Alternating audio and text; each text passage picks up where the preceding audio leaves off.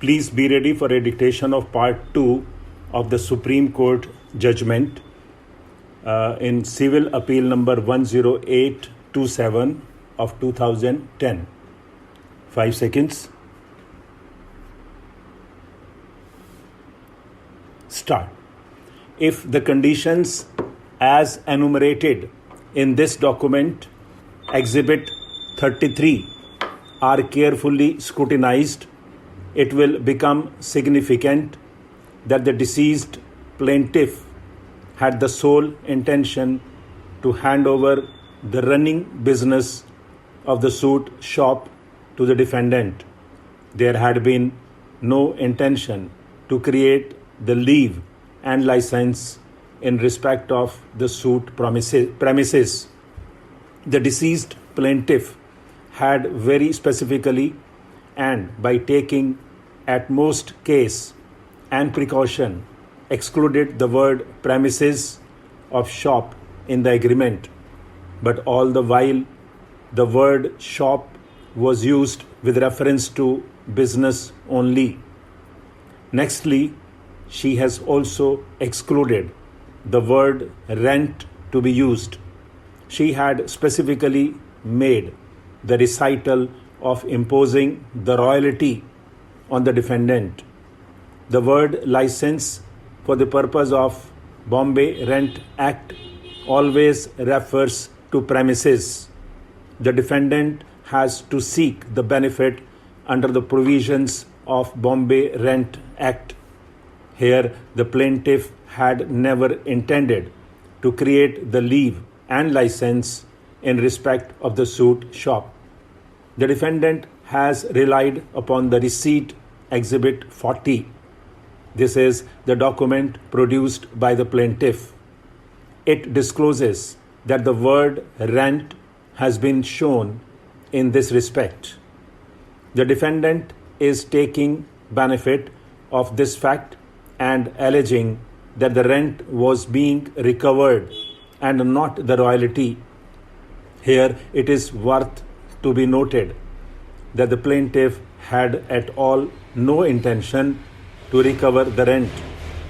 All the while, it has been the case of the plaintiff that the royalty was being recovered.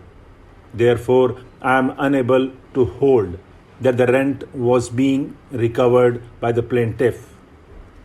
Issue number 5 and 6. The defendant has alleged that he is the tenant in the suit shop.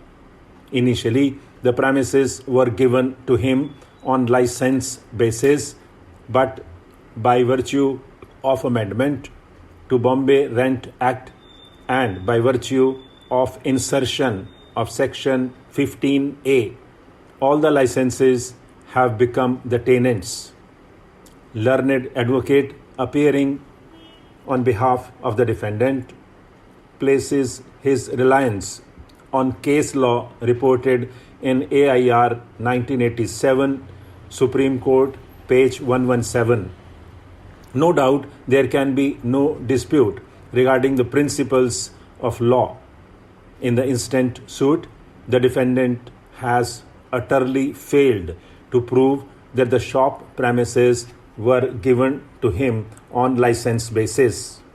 Therefore, no question of his tenancy can arise at any time. Accordingly, the trial court ordered the respondent to hand over the suit property to the appellant, herein including the furniture and other articles. Aggrieved by the trial court judgment, the respondent filed an appeal before the Court of Additional District Judge, Pune, in Civil Appeal number 979 of 1988. On 29/7/1991, the Additional District Judge rendered a judgment dismissing the appeal filed by the respondent herein. Aggrieved by the dismissal, the respondent herein filed a second appeal before the High Court of Bombay in Second Appeal number 537 of 1991. By impugned order dated 7/11/2009, the High Court of Bombay allowed the second appeal and set aside the trial court's order as well as the first appellate court's order and held that the respondent had entered into a license agreement which is covered under Section 15A of the Bombay Rent Act. Further, the court held that the trial court did not have the jurisdiction to try the cases under the Bombay Rent Act. The appropriate court should have been Small Causes Court established under the Provincial Small Causes Court Act.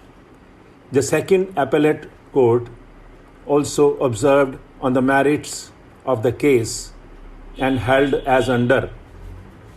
Thus, considering the entirety of the case, in my view, both the courts below have incorrectly interpreted the document and the surrounding circumstances, which, in my view, indicate that the parties had in fact agreed that the premises were transferred to the appellant on a leave and license basis.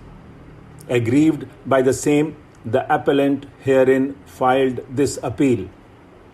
The counsel for the appellant contended that the impugned order of the High Court erred in appreciating the language of the contract, which clearly points towards the intention of the parties to create a license for continuing existing business which was run by late husband of the appellant. On the other hand, the counsel for the respondent has supported the judgment by stating that there is intrinsic evidence which shows that the contract entered into between the parties was a license to use the shop which is covered under Bombay Rent Act. In this light, he supports the impugned order to state that the trial court did not have jurisdiction in the first place. Having heard both the parties at some length at the outset, before we analyze this case, we need to observe some principles on contractual interpretation. Unlike a statutory interpretation, which is even more difficult due to assimilation of individual intention of lawmakers, contractual interpretation depends on the intentions expressed by the parties, and dredging out the true meaning is an iterative process for the courts. In any case, the first tool for interpreting whether it be a law or contract is to read the same. Stop.